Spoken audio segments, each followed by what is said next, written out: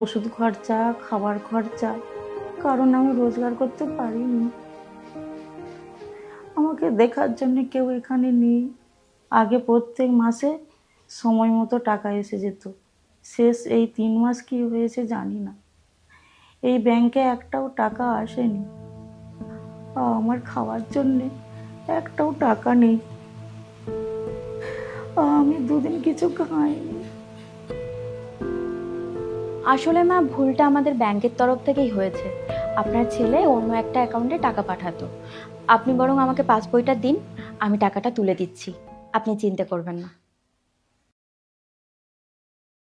তোমাকে অনেক ধন্যবাদ বাবা, তুমি আমার অনেক উপকার করলে। কিন্তু আমি আমি অনেকজনের কাছে সাহায্য চেয়েছি, কেউ আমাকে সাহায্য করেনি। ভগবান তোমার মতো ছেলে যেন সব মাকে দেন।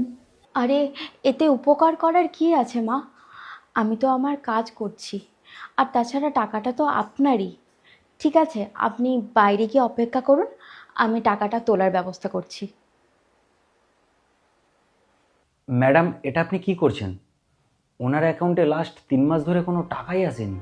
হ্যাঁ, আমি জানি ওনার অ্যাকাউন্টে কোনো রকম টাকা নেই। ওনার ছেলে লাস্ট 3 মাস ধরে ওনাকে কোনো রকম টাকা পাঠায়নি। আসলে ওনাকে দেখে আমার মায়ের কথা মনে পড়ে গেল। আমার মা যখন বেঁচে ছিল তখন আমি আমার মায়ের জন্য কিছুই করতে পারিনি। আর আজ যখন আমার কাছে সব কিছু আছে, আমার মা বেঁচে নেই। আর তাই মেয়ে হয়ে যদি ভালো কিছু করার সুযোগ এসে থাকে আমার কাছে, তাহলে আমি সেটা কেন করব না? হয়ে যাই ওনার মেয়ে।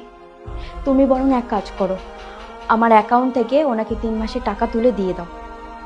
এনা ওনার পাসবই। ঠিক আছে ম্যাডাম।